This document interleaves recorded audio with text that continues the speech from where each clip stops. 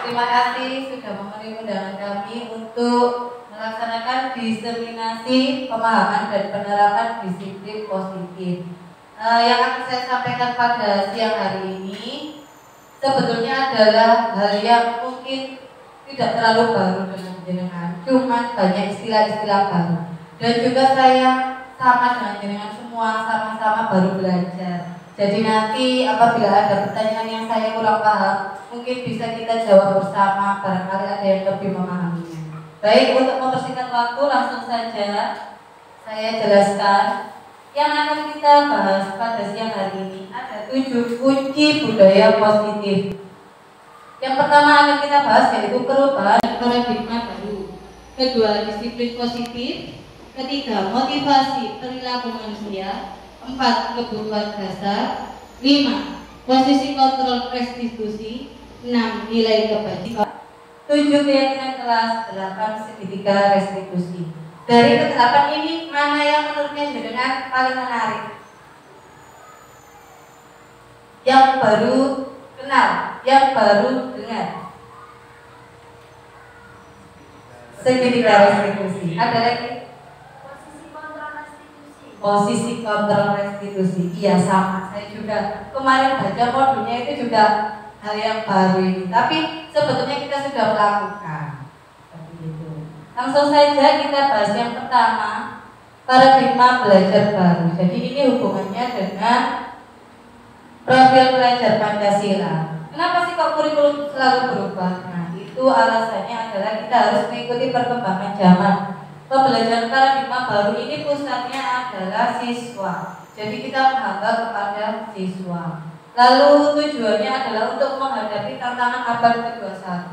Seperti yang kita ketahui, pandangan dari Ki Hajar Dewantara masih sesuai dengan pembelajaran kita kali ini, yaitu di tantangan abad 21 kita harus cakap teknologi. Kita harus berkolaborasi atau kerjasama, disebutkan dengan gotong royong, juga harus bernalar kritis, inovatif dan lain sebagainya. Makanya perlu harus ada perubahan terus-menerus mengenai kurikulum. Selanjutnya, nah ini yang kita pelajari sekarang tentang disiplin positif. Ada yang sudah mempelajari barangkali? Belum. Jadi disiplin positif itu bedanya yaitu penerapannya bertujuan untuk menumbuhkan kesadaran serta memberdayakan peserta didik tanpa imbalan penghargaan. Jadi imbalan penghargaan itu masih kurang benar, juga ancaman dan hukuman. Jadi yang baik bagaimana yang muncul dalam dirinya sendiri atau dari motivasi internal. Disiplin mengacu pada disiplin diri yang memiliki tanggung jawab terhadap apa yang dilakukannya berdasarkan nilai-nilai yang diyakini. Nah, sesuai juga yang akan kita bahas nanti ada nilai-nilai kebajikan. Nah, itu yang harus tumbuh di dalam diri anak atau yang sudah sering kita pahami dengan kata karakter. Seperti itu. Nah, selama ini kita kan banyaknya itu ngancam, ya disiplin karena diancam. Oke, akhirnya apa yang terjadi? Anaknya hanya manut ketika ada gurunya. Terus anaknya disiplin ketika diberi reward atau penghargaan. Apa yang terjadi? Dia minta terus, kalau nggak ada rewardnya kembali lagi seperti semula. Makanya tugas kita menumbuhkan motivasi internal, intrinsik.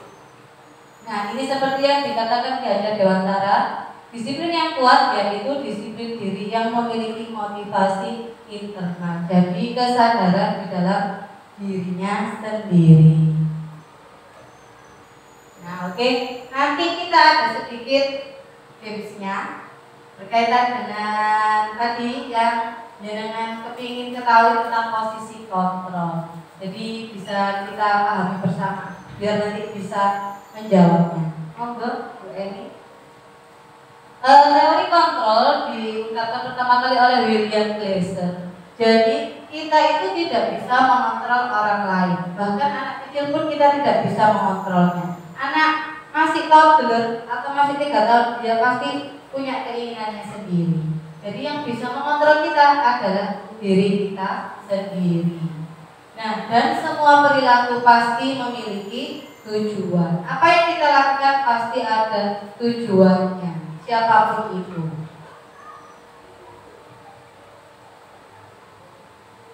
Nah, ini miskonsepsi tentang teori kontrol. Yang pertama, ilusi guru mengontrol murid. Dikatakan di sini kalau guru itulah yang mengontrol murid, guru itulah yang maksa murid berbuat sesuatu. Bahkan biasanya kita milih kamu gini aja biar bagus. Nah, itu bukan disiplin positif. Lalu ilusi bahwa semua penguatan positif efektif dan bermanfaat. Nah, ini bentuknya bagus sih. Tapi anak-anak bisa dalam satu waktu itu menolak. Enggak, Bu, aku punya pikiran sendiri gitu loh intinya. Nah, dari situ akhirnya anak itu akan tergantung. Kalau ada gurunya, ya kembali lagi. Kalau ada yang memberi reward, ada yang memberi pujian, ya dia kembali lagi. Nah, itulah miskonsepsinya. Kemudian yang ketiga, ilusi bahwa kritik dan membuat orang merasa bersalah dapat menguatkan karakter. Nah, contoh, kadang kita itu cerita ke anak-anak biar anaknya sedih atau mungkin menghibah. Nah, itu bisa diartikan kalau kita kepingin biar karakternya itu sesuai dengan apa yang kita inginkan. Nah, ternyata itu akan menuju pada identitas yang gagal. Apa itu identitas yang gagal akan saya jelaskan lebih lanjut di slide berikutnya. Lalu ilusi bahwa orang dewasa memiliki hak untuk memaksa. Karena kita kan, oh kamu masih kecil, lebih tahu kita, lebih tahu kami yang orang dewasa. Nah, padahal itu tidak benar. Nanti bisa-bisa anak-anak benar manut tapi muncul dendam. Oh, gara-gara apa loh? Aku jadi itu dimarahin, nah itu karena dipaksa harus gini-gini. Nah, itu anaknya bisa munculkan permusuhan atau dendam, apalagi kalau anaknya sudah dewasa. Oke, kita kembali lagi ke motivasi perilaku manusia. Sudah ke bahasan yang ketiga. Yaitu tadi perilaku manusia semuanya pasti ada tujuannya. Dan disiplin yang baik itu jika disiplin intrinsik. Disiplin intrinsik itu untuk gunanya untuk menghargai dirinya sendiri. Jadi dia mengingatkan ke dirinya sendiri. Tapi kalau perilaku manusia berdasarkan ekstrinsik atau dari luar, itu dia itu melakukan sesuatu karena pertama, oh biar aku gak dihukum, oh biar aku merasa nyaman. Ada juga yang berperilaku seperti itu. Oh aku jangan telat biar gak dihukum sama bu guru. Oh aku harus mendengarkan bu guru biar aku merasa nyaman di kelas. Kemudian ada juga motivasi perilaku untuk mendapat imbalan atau penghargaan dari orang lain. Pernah kita melakukan yang imbalan ini? Pasti pernah. Memberi apa? Kue, permen, apa lagi? Yang biasanya ditempel-tempel apa? Bintang. Iya, betul. Ternyata di teori ini kita memberikan bintang itu masih dianggap kurang tepat. Padahal sudah menunjukkan perubahan perilaku. Tapi yang paling baik adalah motivasi perubahan perilaku dari dirinya sendiri, dari dalam atau dari intrinsik.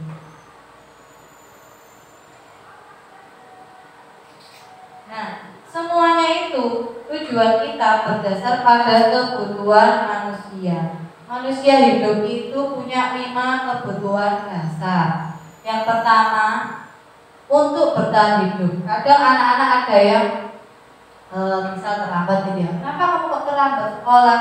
Iya bu, aku tadi masih sarapan dulu. Nah, itu karena kebutuhan dia. Oh, alasannya untuk bertahan hidup. Seperti itu. Oh, alasannya untuk makanan, rumah, merasa aman, itu kebutuhan hidup. Yang kedua, yaitu kebutuhan untuk mendapat kasih sayang dan rasa diterima. Ini kadang anak-anak biasanya itu yang kecil-kecil, oh aku gak dibolong sama itu. Nah, itu dia mau ingin mendapatkan rasa kasih sayang atau rasa ingin diterima di kelompoknya. Kemudian yang ketiga, penguasaan. Ingin menguasai, ingin terlihat lebih baik daripada yang lain, ingin menguasai temannya, mengontrol temannya, itu kebutuhan penguasaan. Kebutuhan kebebasan, bebas melakukan sesuatu yang dia suka. Dan terakhir kelima, kesenangan. Nah ini sama dengan kita.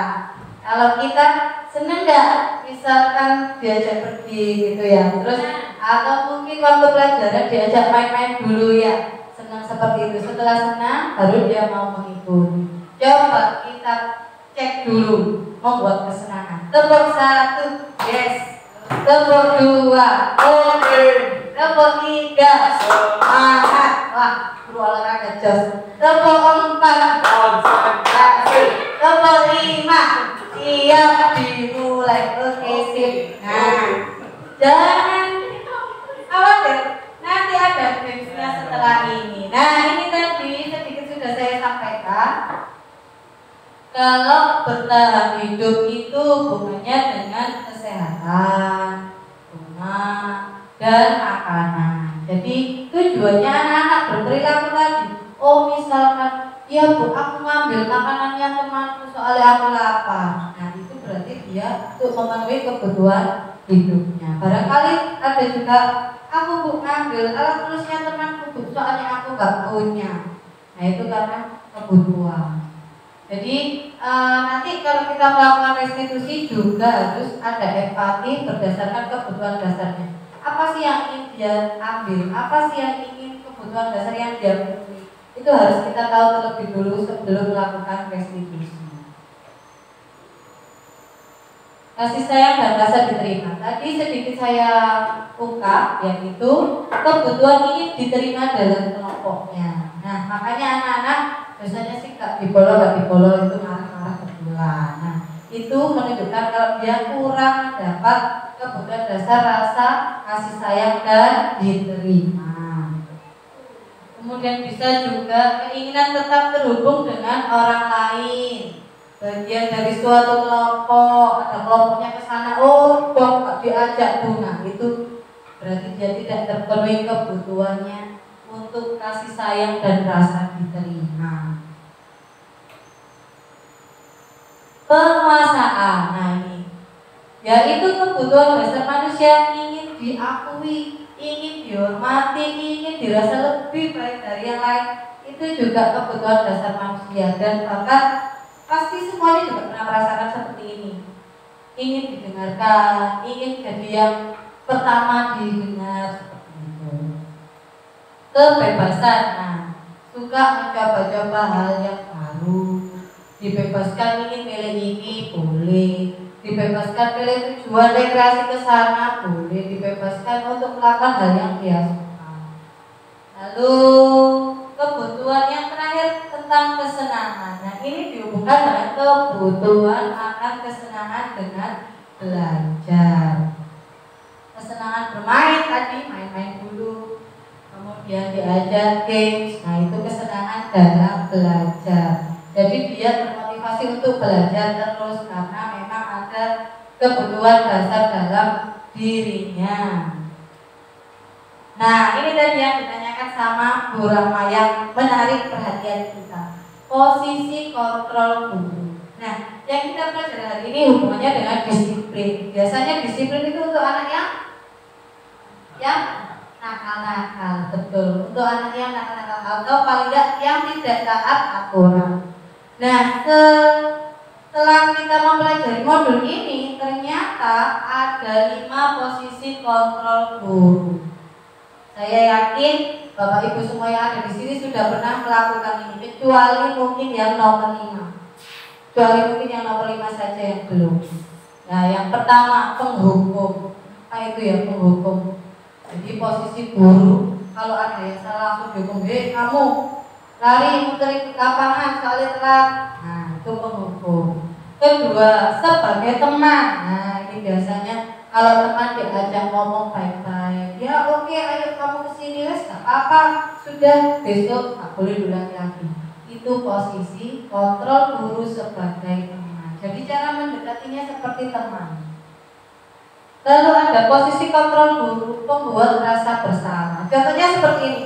Kamu loh rame, kasihan gak sama bu guru, mau teriak-teriak. Nah itu membuat rasa bersalah, atau ayo coba tolong dikerjakan ini tugasnya, kasihan nanti guru dimarahi sama kepala sekolahnya.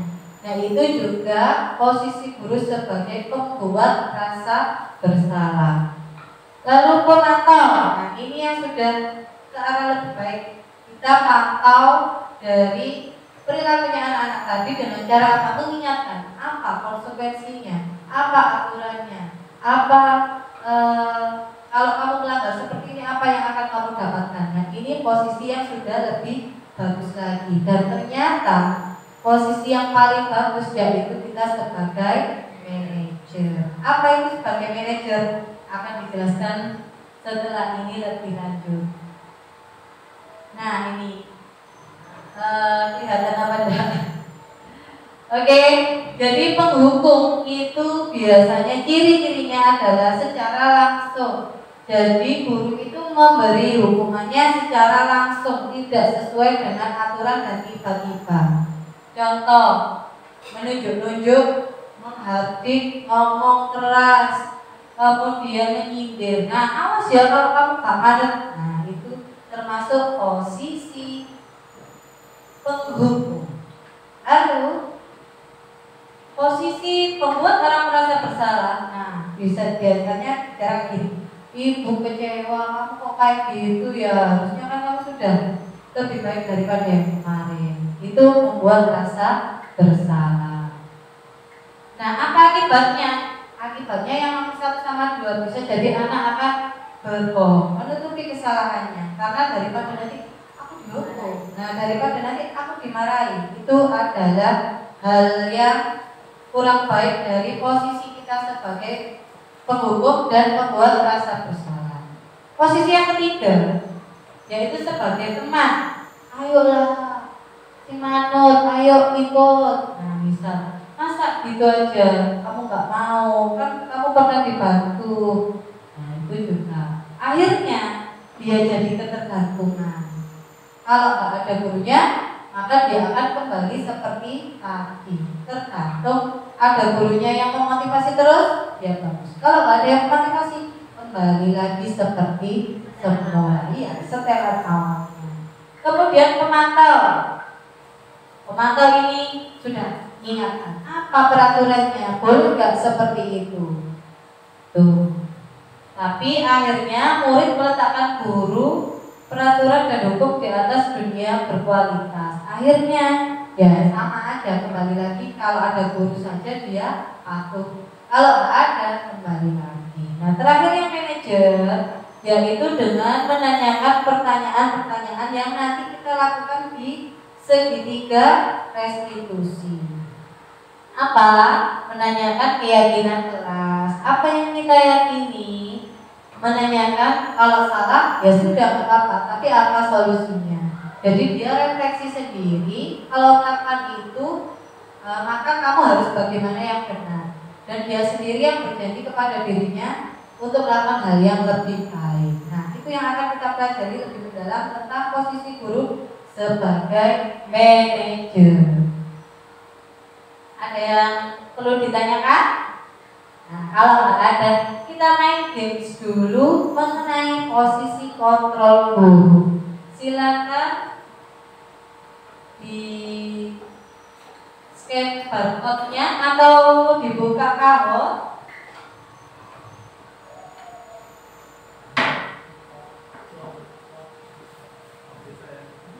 Kahot. Sebentar memuat pinnya.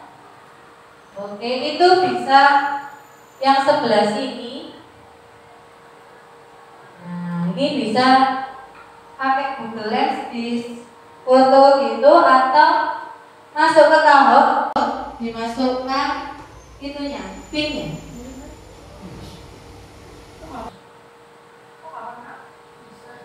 Saya nggak bisa begitu.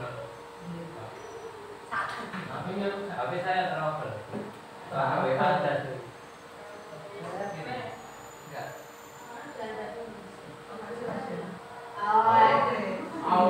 Bisa. Tidak apa-apa, Pak Farid, ngikutin dulu. Nanti itu ada satu namanya biasanya nanti keluar. Hanifah sudah ini masuk. Aulia sudah masuk. Oh belum. Burama sudah. Nama apa benernya? Ya, nama samaran ya, tidak apa-apa. Aku kamu kebelannya.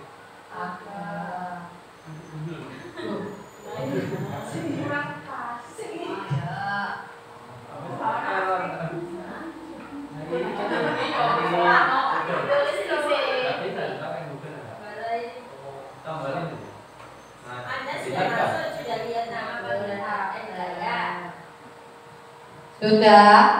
Belum. Oh, dari Google ya.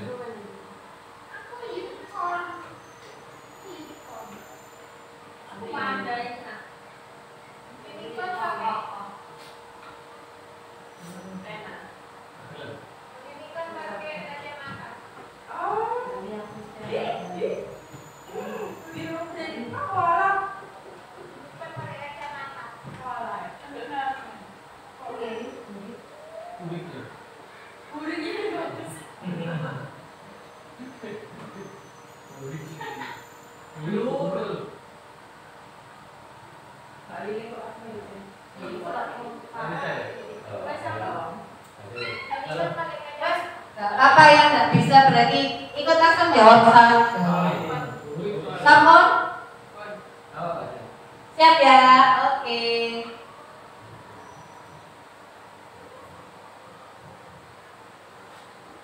Posisi kontrol guru. Cuma memilih jawaban mana yang benar, posisi apakah aku?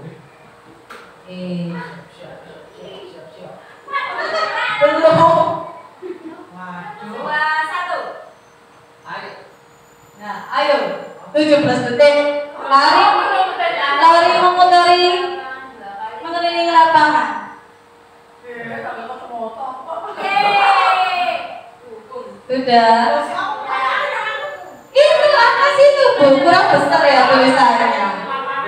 Lari mengelilingi lapangan. Oke, cepat yang menang.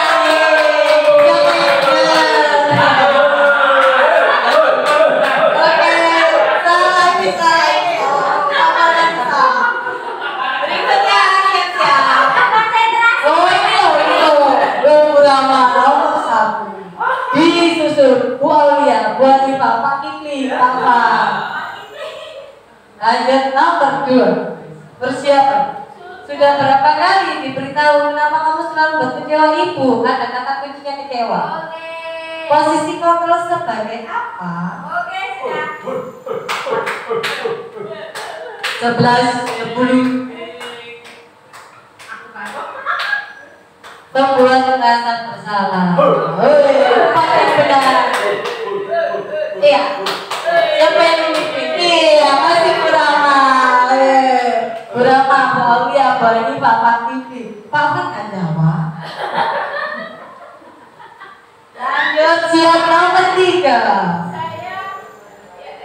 Ya sudah. Oke, tidak apa-apa. Lain kali tolong jangan diulangi lagi ya. Posisi sebagai apakah aku?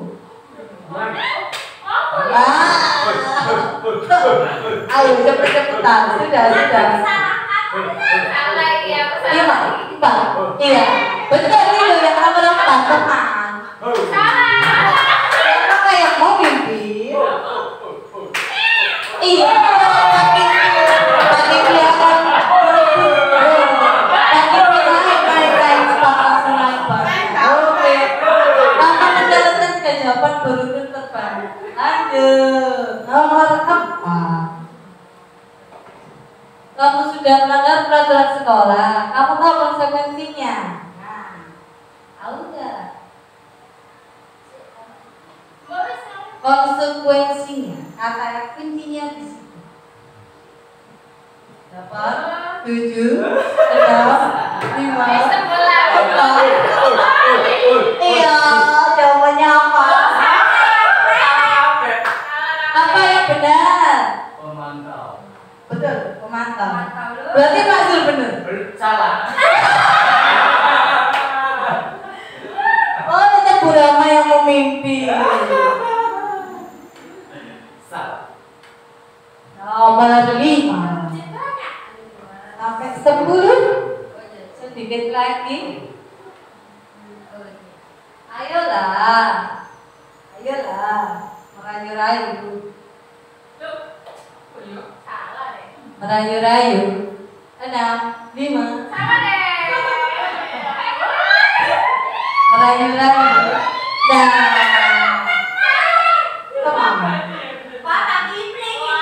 Pak Kipling. Iya.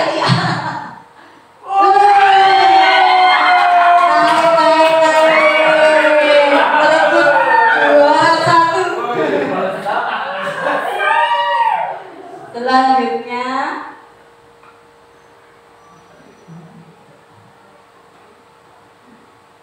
berdiri di depan kelas sekarang. Gampang.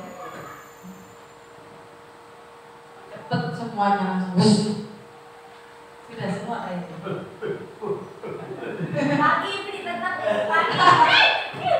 Ya, semuanya benar kayaknya. Oh, itu ada satu yang biru. Iya, siapa yang memimpin dia? Oke. 7 dari 10. Nah, kata kuncinya sanksi atau konsekuensi. Sudah langsung jawab. Sip, melontok sudah.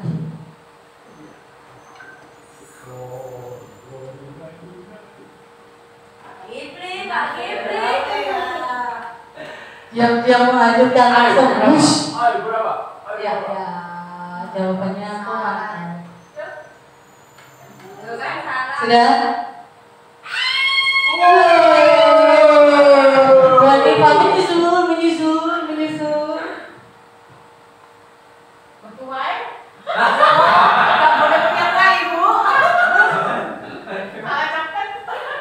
Ayo.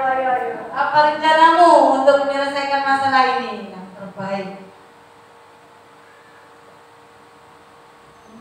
Solusi berarti dia tadi. Solusinya apa rencananya?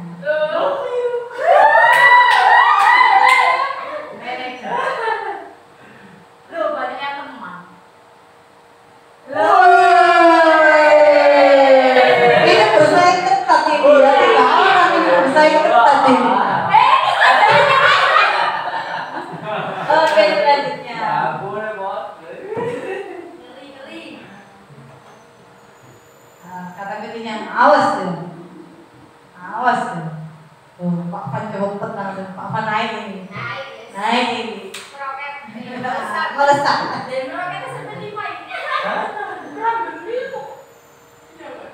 Oh, sudah. Masih ada yang salah 2.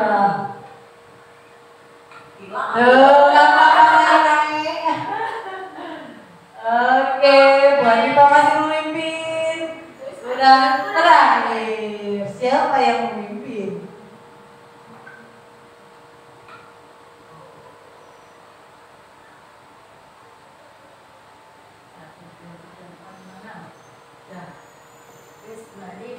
Apa yang jawabannya?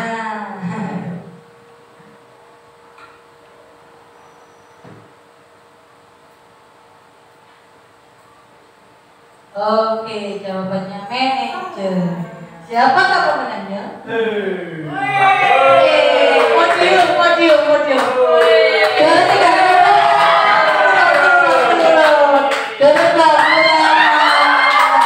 Juara 1.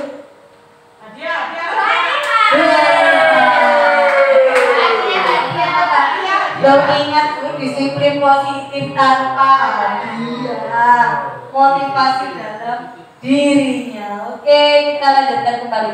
Berarti ya sudah paham ya.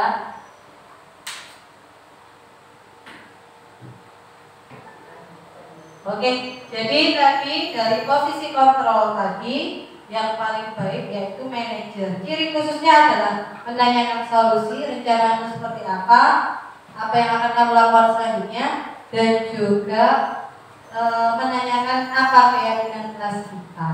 Itulah yang akan kita lakukan nanti di segitiga restitusi.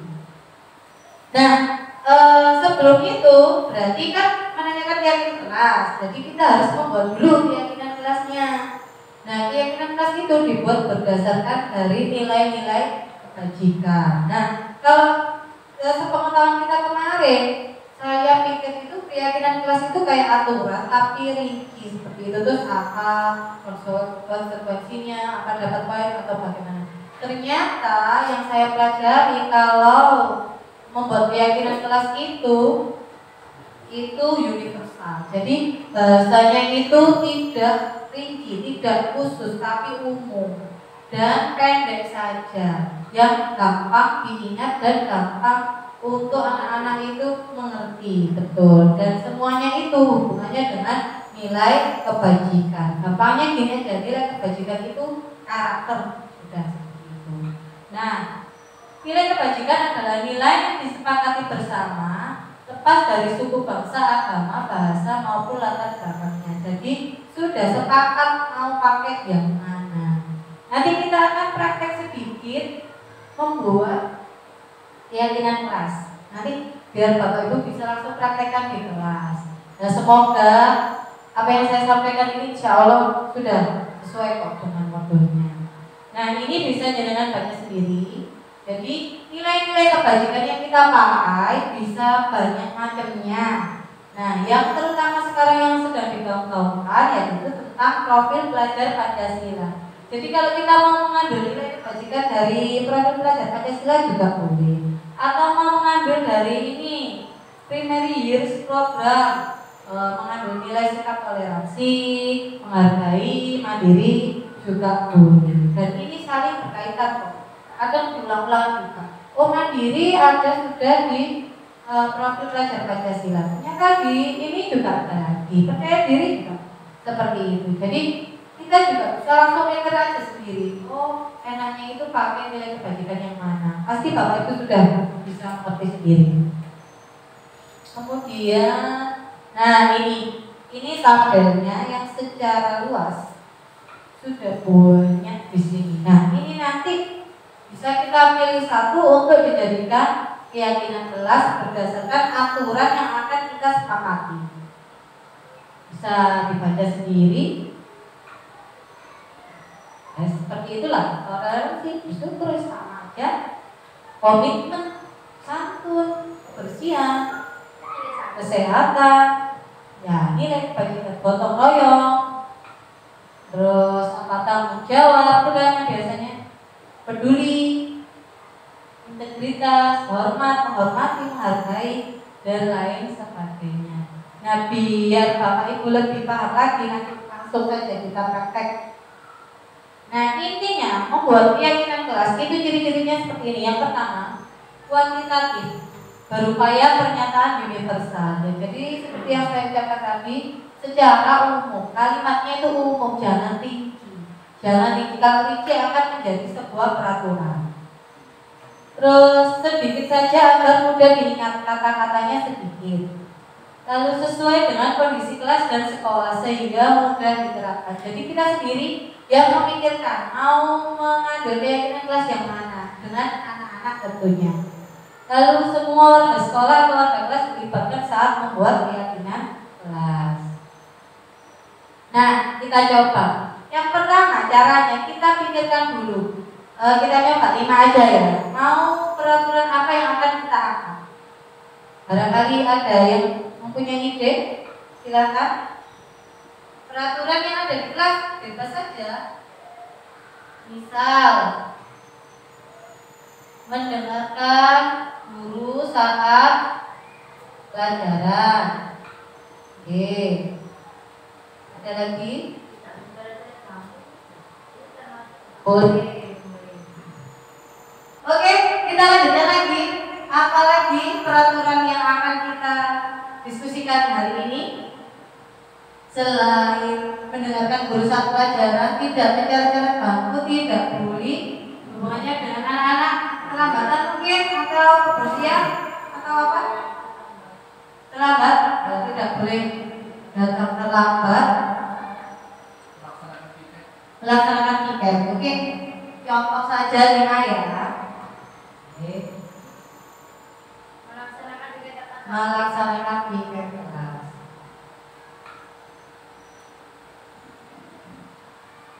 Nah, dari 5 ini kita breakdown satu-satu. Jadi yang pertama, mendengarkan guru saat pelajaran. Ini masuk ke nilai kebijakan apa? Bisa dengan lihat di yang di slide yang tadi. Cocoknya masuk ke nilai kebijakan apa? Nah, itu nanti dimasukkan ke keyakinan kelas. Oke. Kalau nggak cocok di sini bisa di nilai kebajikan yang sebelumnya. Apa? Nah itu. Toleransi, hormat, menghargai, mungkin menghargai. Nah, berarti nanti keyakinan kelasnya menghargai siapa? Saling menghargai, bukan ini Bu. Oke, keyakinan kelasnya nanti bisa saling menghargai antar guru dan teman. Udah gitu aja. Jadi nggak usah terlalu rigid. Terus yang nomor 2, dengan lihat lagi nanti tak paling sudah. Kurang 1. Nah, tidak mencari-cari baku. Berarti ini hubungannya dengan komitmen. Selain itu biar apa? Cari-cari baku.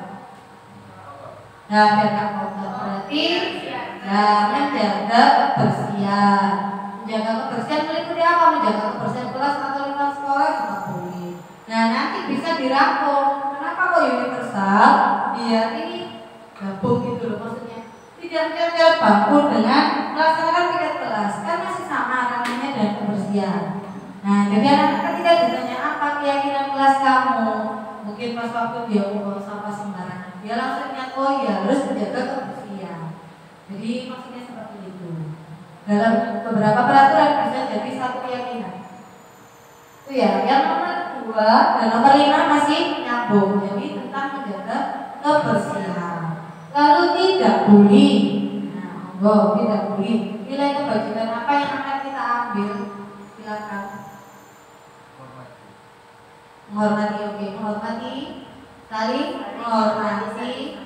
Oke, saling menghormati satu sama lain. Jadi seperti itu keyakinannya. Yang pertama tadi menghargai antar guru dan teman, menghargai guru dan teman. Yang kedua menjaga kebersihan. Yang ketiga saling menghormati. Nah itu seperti itu. Tidak boleh datang terlambat, berarti hubungannya dengan kedisiplinan. Berarti disiplin. Boleh ditambah disiplin saja, disiplin saat belajar atau yang lainnya. Seperti itu. Jadi biar anak itu ingat ditanya keyakinannya apa, harus disiplin. Oke, bisa next Bu. Nah, tadi nilai kebajikannya sudah kita bahas ya. Perlu ditulis kembali. Langsung saja. Hasilnya mau diketik? Ya, langsung aja. Next. Oke, ini contoh yang sudah kami lakukan waktu ada lomba. Yaitu yang pertama bertanggung jawab mengerjakan tugas piket atau tergantung kita ya nanti. Nah, setelah membuat keyakinan kelas ini kita bisa membuat kesepakatan dengan anak. Konsekuensinya apa jika melanggar?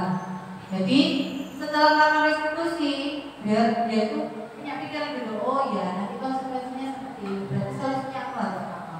Itu seperti itu. Dan diberi tanda tangan. Nah, untuk kesepakatan kelas seperti ini. Keyakinan kelas seperti ini saja, baru di kesepakatan itu yang ada tanda tangannya. Karena sudah sepakat, ininya sudah ya semuanya yang ada di sini sepakat.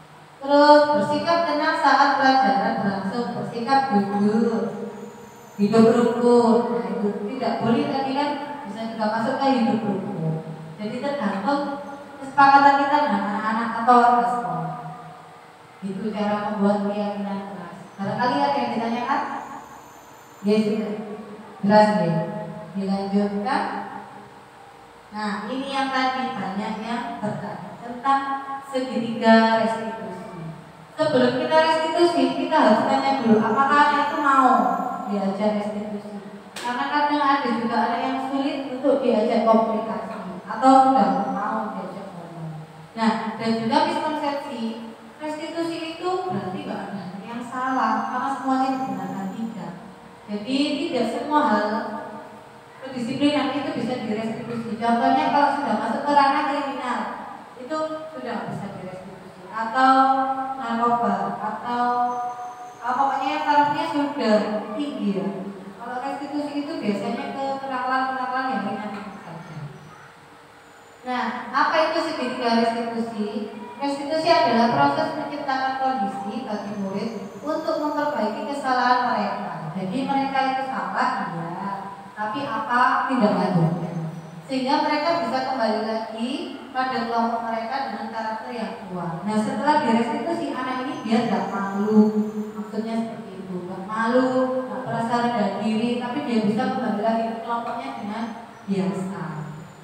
Nah, apa yang dilakukan di segitiga restitusi ada 3. Ini harus urut, nggak boleh lompat-lompat. Boleh. Yang pertama yaitu menstabilkan identitas. Ditanya ibu apa kebutuhannya tadi, apa melakukan seperti itu, tapi tanpa menjadi. Jadi kita bukan menjadi penghukum pertanyaannya. Nanti ada juga. Lalu yang kedua, validasi tindakan yang salah. Iya, kamu salah. Iya, benar kamu seperti itu. Tapi saya tidak mencari siapa yang salah atau yang benar. Mari kita cari solusi bersama. Itu kata-kata dalam validasi tindakan yang salah. Dan terakhir menanyakan keyakinan. Nah, tadi pentingnya kita membuat keyakinan dulu, karena yang membedakan kita dengan pemantau, manajer dan pemantau adalah di keyakinan. Ketika kita belum buat keyakinan, nanti anaknya bingung mau jawab apa keyakinan kamu. Kalau kita nggak ada keyakinan, berarti kita masih di posisi sebagai pemantau. Nah, saya yakin Bapak Ibu sudah pernah kalau menanyakan yang 1 sama 2. Yang belum paling yang 3, ya seperti itu. Dilanjut Bu. Nah, ini pertanyaan-pertanyaan yang bisa kita tanyakan ke anak. Dan saya yakin nggak semudah itu menanyai anak. Apakah anak itu masih manis lah, atau alasan lah, atau berbohong. Nah, jadi mari kita pelajari contoh segitiga restitusi pada video berikut ini.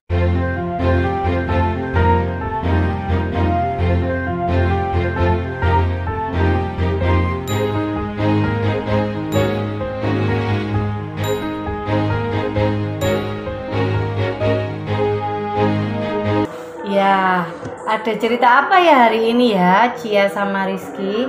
Tadi kalau Bu Guru perhatikan saat pelajaran bahasa Indonesia, tugas kalian nggak selesai ya? Iya, Bu. Terus juga kalian bikin gaduh aja waktu pelajaran tadi. Ada apa ya? Kira-kira siapa yang mau cerita? Iya, Bu. Kenapa, Ci? Ini lah Bu, Rizky pupa saya nulis ditutup-tutupin, Bu. Oh alah, Rizky yang nutup-nutupi. Terus apalagi kejadiannya kok sampai gak selesai? Sama digarai, Bu. Oh seperti itu. Kamu duduknya deket? Ya. Oh karena duduknya berdekatan. Benar seperti itu Rizky ceritanya? Benar, Bu. Oh baik, Bu Guru mengerti. Tapi sekarang saya mempertemukan kalian berdua bukan untuk mencari tahu siapa yang salah dan siapa yang benar.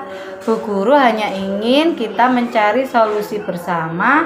Kalau bertemu permasalahan seperti ini, apa yang harus dilakukan? Seperti itu ya.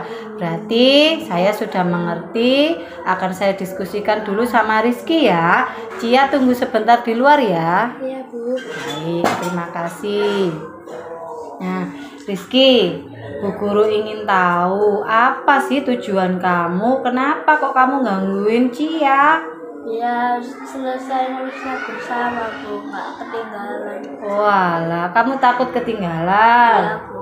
Oh iya, Bu Guru paham. Saya juga pernah seperti itu dulu waktu sekolah. Bu Guru juga takut nanti kalau ketinggalan terus semuanya selesai, saya belum selesai. Tapi apa tindakan kamu seperti itu sudah benar, Rizky? Salah, Bu.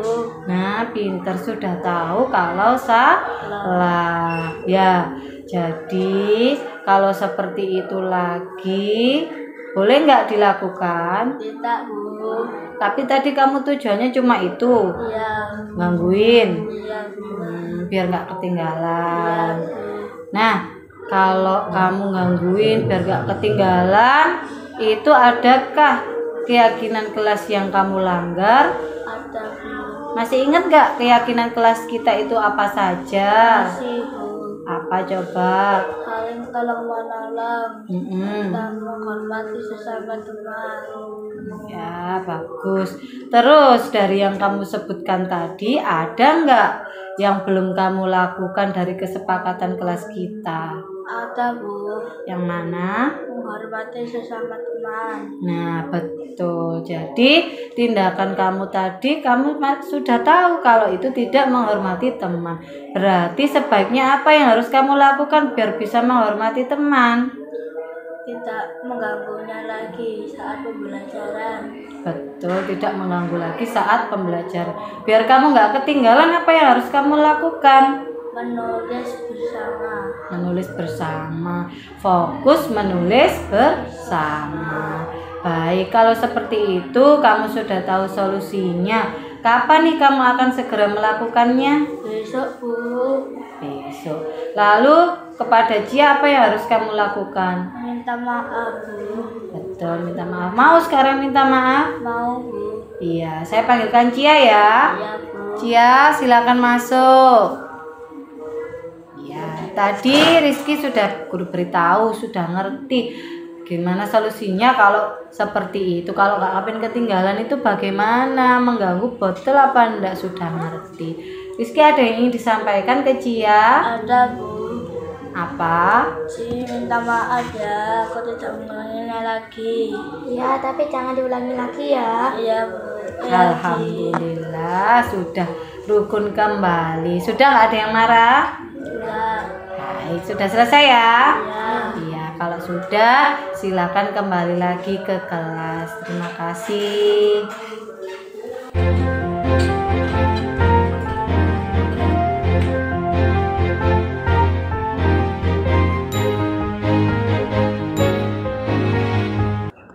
Nah, Titan, tadi Bu Guru ada laporan kamu bertengkar dengan Ramzi. Apa benar? Iya Bu, benar. Kenapa kok bisa bertengkar dengan Ramzi? Ada apa? Karena Ramzi meminjam barang saya tanpa izin Bu. Oh, barang apa yang dipinjam Ramzi? Pensil dan penghapus Bu. Oh, seperti itu. Kenapa kamu kok marah gitu aja? Saya takut Bu, barang saya hilang nanti dimarahin Mama. Oh, baik, mengerti Bu Guru. Bu Guru juga pernah kayak gitu. Nanti kalau barangnya hilang, mamanya marah, kita sendiri yang jadi rugi. Seperti itu ya?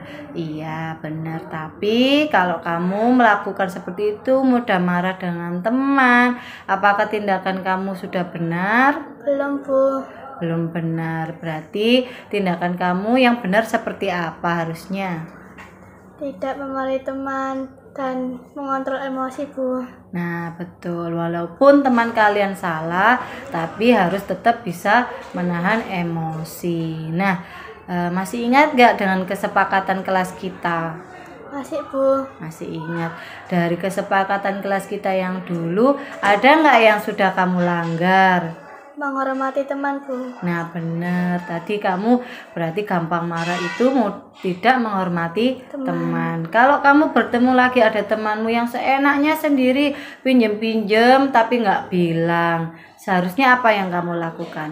Dibilangi Bu. Dibilangi yang Baik. yang baik. Selain itu apa yang bisa kamu lakukan selain bilang baik-baik? Apa? Ke Bu Guru bisa? Iya, bilang ke Bu Guru. Iya, betul. Lebih baik dari awal bilang aja, Bu ini loh Bu, nanti biar bisa sama-sama kita tegur. Berarti sudah ngerti ya? Iya Bu. Nah, tadi poinnya kita tidak boleh gampang Emosi. marah-marah. Mulai kapan kamu bisa melakukannya? Besok dan seterusnya Bu. Alhamdulillah, kalau sudah mengerti janji. Ya Bu, janji. Iya, janji. Kalau begitu nanti ganti Bu Guru yang akan panggil Ramzi ditindaklanjuti sikapnya. Tadi kan juga kurang benar ya. Iya. Tapi yang penting Titan sudah mengerti tidak boleh gampang emosi. Ya sudah, terima kasih Titan, sudah boleh kembali ke kelas. Terima kasih Bu.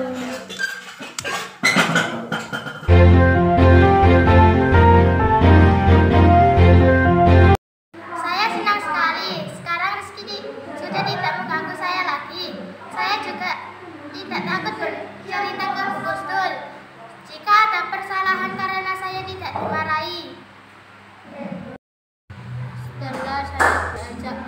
Bicara Bu Husnul, saya sadar tindakan saya salah. Saya tidak akan mengulanginya lagi. Saya akan lebih menghormati teman. Ajak ngobrol Bu Husnul, saya jadi tahu kalau tidak boleh gampang marah. Semua bisa dibicarakan lagi. Saya jadi bisa mengontrol emosi.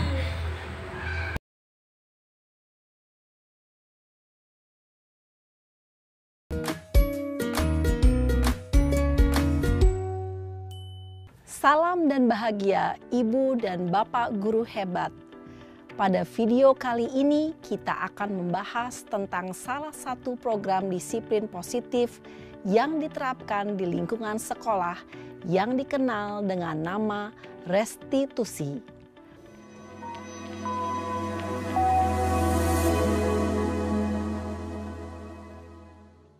Restitusi dikembangkan oleh pakar pendidikan Diane Gosson, berlandaskan pada teori kontrol Dr. William Glasser.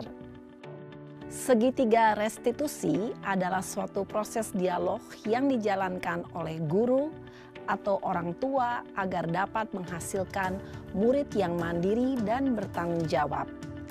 Pada saat guru di posisi manajer, aspek yang dikembangkan pada murid adalah motivasi intrinsik, sehingga penanaman nilai-nilai kebajikan dapat tumbuh dan berkembang menjadi suatu kebiasaan positif yang akhirnya membentuk karakter murid.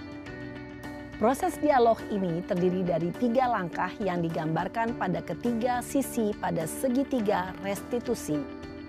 Sisi pertama adalah menstabilkan identitas. Sisi yang kedua adalah validasi tindakan yang salah. Dan sisi yang ketiga adalah menanyakan keyakinan. Ibu dan Bapak guru, berikut ini akan ditunjukkan bagaimana seorang guru berada dalam posisi manajer menggunakan penerapan segitiga restitusi.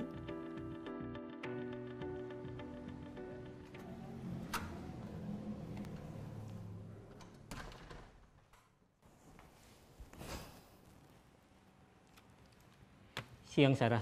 Siang Pak. Sudah lama nggak ketemu Sarah. Kenapa hari ini ada di sini? Kesel Pak, kesel banget. Masa aku dikatain tukang fitnah Pak? Ya aku marah lah. Aku balik ngatain Eka di depan kelas. Kesel banget.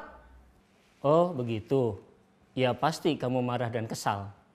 Bapak juga akan marah apabila ada yang menuduh Bapak seperti itu. Kemudian pada saat itu kamu mau melakukan apa?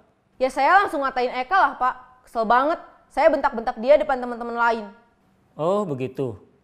Pasti kamu melakukan seperti itu karena suatu alasan tertentu bukan? Iyalah, masa saya diam saja Pak? Ya saya bela diri lah. Masa saya dituduh tukang fitnah? Ya wajarlah. Mempertahankan harga diri itu sesuatu yang penting buat kamu. Untung kamu tidak bertindak lebih gegabah lagi.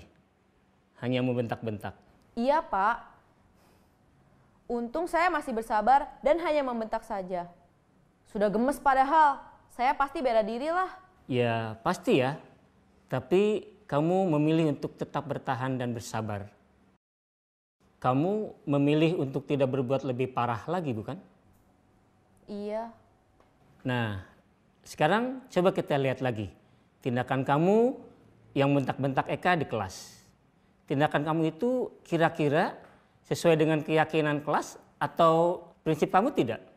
Enggak lah Pak. Capek Pak jadi pemarah.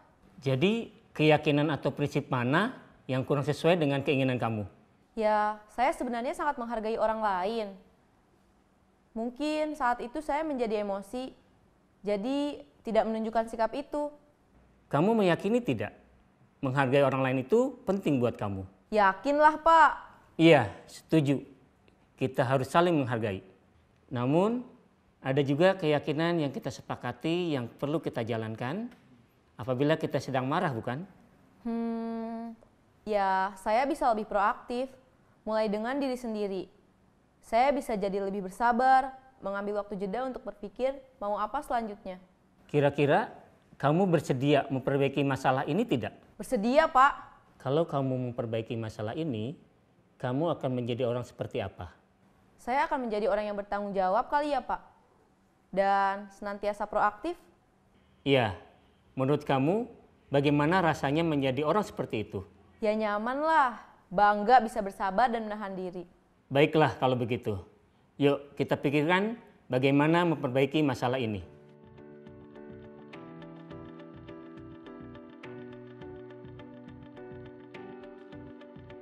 Ibu dan Bapak guru hebat.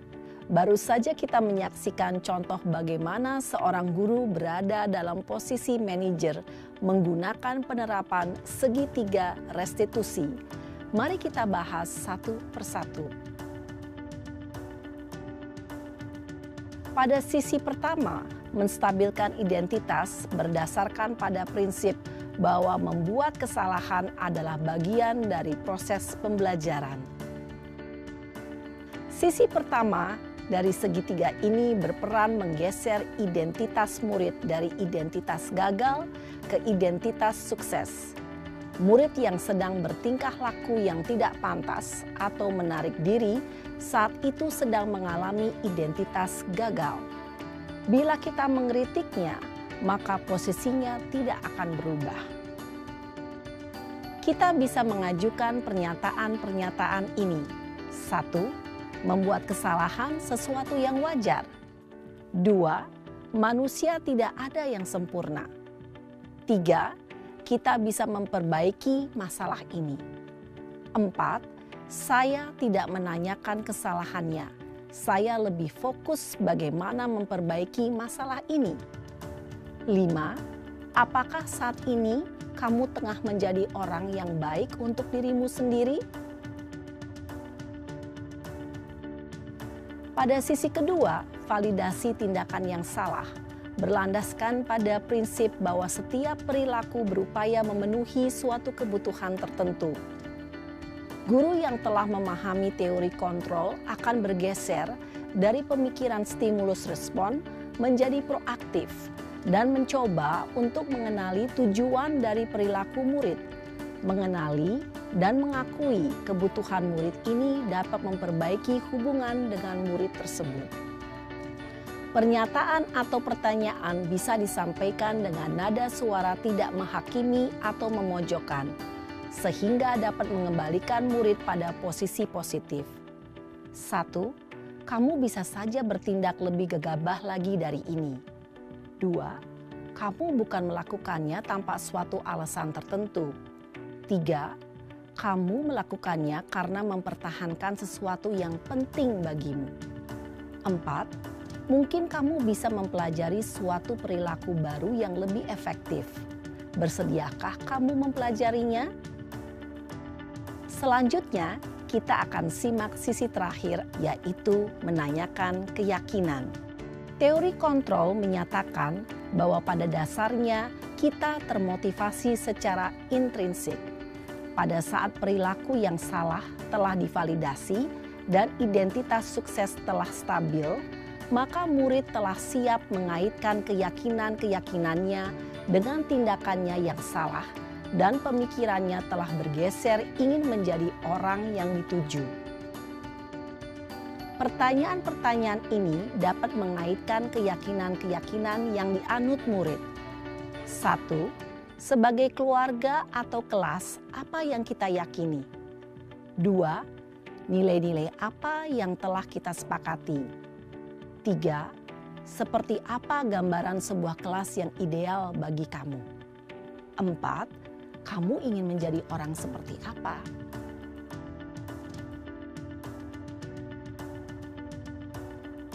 Dalam menerapkan segitiga restitusi, perlu diperhatikan beberapa hal, yaitu 1. Perilaku yang salah perlu dikaitkan dengan nilai-nilai atau keyakinan-keyakinan yang telah disepakati atau dituju. 2. Kesediaan orang yang melakukan kesalahan untuk memperbaiki masalah. 3. Pemecahan masalah sebisa mungkin relevan atau memiliki hubungan dengan masalah yang ada. 4. Usaha. Perlu adanya suatu usaha perbaikan dari pihak yang berbuat kesalahan. 5. Waktu. Perlu didedikasikan waktu dari pihak yang berbuat kesalahan. Tanyakan kapan akan mulai diberlakukan usaha untuk memperbaiki masalah. Dengan memahami struktur penerapan segitiga restitusi, diharapkan guru dapat menerapkan posisinya sebagai manajer dengan mengajukan pertanyaan-pertanyaan bermakna yang dapat membuat murid menjadi lebih percaya diri, bertanggung jawab, dan mandiri. Nah, Ibu Bapak Guru perlu tidaknya mengikuti ketiga tahapan dalam segitiga restitusi bergantung pada ringan beratnya suatu permasalahan. Misalnya, bila permasalahan tersebut ringan, maka tidak perlu dijalankan secara berurutan. Bahkan bisa semudah menanyakan apa keyakinan yang kita sepakati. Dengan menjalankan segitiga restitusi, dengan mengajukan pertanyaan-pertanyaan bermakna, diharapkan murid menjadi lebih kuat secara pribadi, dapat membuka wawasan murid agar dapat menyelesaikan permasalahannya sendiri, semakin percaya diri, mandiri, dan merdeka. Salam dan bahagia, Ibu Bapak Guru hebat.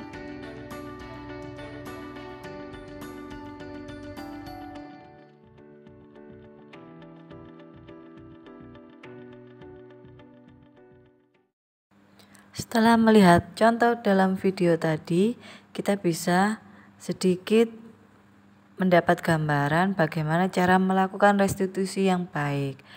Baik Bapak Ibu, cukup sekian yang dapat saya sampaikan pada pertemuan kali ini. Mohon maaf apabila ada kesalahan. Saya akhiri. Assalamualaikum warahmatullahi wabarakatuh. Barangkali ada yang ingin bertanya Bapak Ibu? Saya persilahkan. Nah, dan jika tidak ada yang bertanya, maka saya akan tutup acara pada siang hari ini. Terima kasih.